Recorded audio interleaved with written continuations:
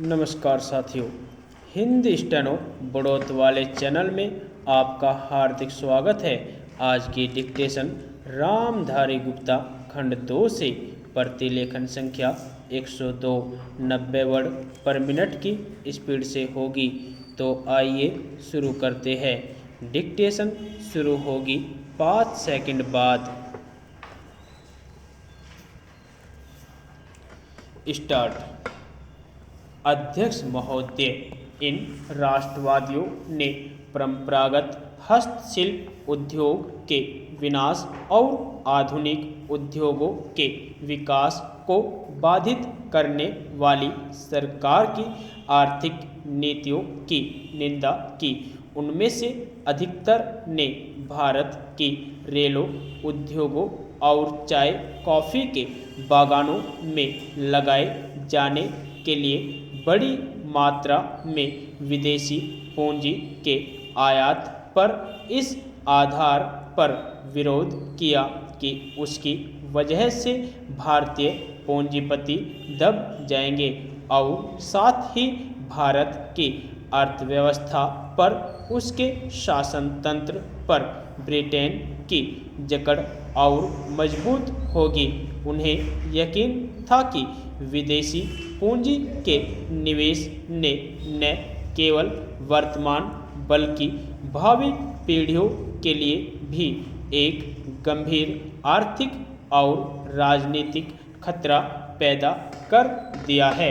उन्होंने विदेशी पूंजी को देश से बाहर रखने के लिए सक्रिय प्रशासनिक कदम उठाने की मांग की। गरीबी को दूर करने के मुख्य उपाय के रूप में प्रारंभिक दौर के इन राष्ट्रवादियों ने भारतीय जीवन के हर क्षेत्र को आधुनिक बनाने और खास तौर पर आधुनिक उद्योगों को विकसित करने का सुझाव दिया, लेकिन तीव्रगामी उद्योगीकरण के लिए सरकार की सक्रिय सहायता और शुल्क से बचाव के लिए एक नीति की आवश्यकता थी। उन्होंने सरकार से आग्रह किया कि वह वित्तीय रियायतें देकर सरकारी सहायता प्राप्त या सरकारी नियंत्रण में चलने वाले बैंकों से ऋण और जमानत दिलवाकर तथा विदेशों से कर्ज प्राप्त करने और उसे देश में लगाने की व्यवस्था करके भारतीय उद्योग की सहायता करें, क्योंकि भारतीय पूंजीपतियों में इस्पात और खान जैसे क्षेत्रों में प्रवेश कर सकने की बिल्कुल सामर्थ्य नहीं थी। लेकिन औद्योगिक विकास के लिए यह आवश्यक था। अतः सरकार अपनी पूंजी लगाकर उस क्षेत्र के उद्योग को बढ़ावा दे, औद्योगिक व्यापारिक सूचनाओं के एकत्रीकरण और प्रसारण तथा तकनीकी शिक्षा को आगे बढ़ाने की व्यवस्था करे। भारतीय उद्योगों को बढ़ावा देने की दृष्टि से उन राष्ट्रवादियों ने माध्यम के रूप में स्वदेशी के विचार को भी प्रचारित किया। सन 1877 के शाही दरबार में गणेश वासुदेव जोशी हाथ की बुनी विशुद्ध खादी की पोशाक में उपस्थित थे। सन 1896 में महाराष्ट्र में एक प्रभावशाली स्वदेशी आंदोलन आयोजित किया गया था, जिसमें छात्रों ने खुलेआम विदेशी कपड़ों की होली जलाई।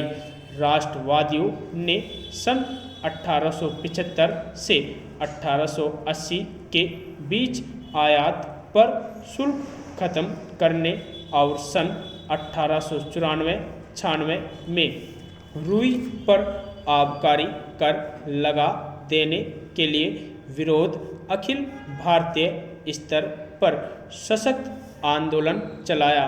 इस आंदोलन ने पूरे देश में राष्ट्रीयता की भावना को उभारने और ब्रितानी शासन के वास्तविक लक्ष्यों और उद्देश्यों की जानकारी देने में एक बड़ी भूमिका निभाई। 28 जनवरी 1896 को पूना के केसरी ने लिखा, निश्चय ही भारत को एक विस्तृत चारागाह समझा जाता है जो मात्र यूरोपियों के चरने के लिए आरक्षित है। भारतीय राष्ट्रीय कांग्रेस के एक भूतपूर्व अध्यक्ष ने विधानमंडल में सन 1896 में कहा, गो भारत ब्रितानी सत्ता की शक्तिशाली बाहों में विदेशी खतरे से सुरक्षित है। यदि आपको डिक्टेशन अच्छी लगी हो तो हमारे चैनल को सब्सक्राइब करें तथा वीडियो को लाइक व शेयर भी करें। धन्यवाद।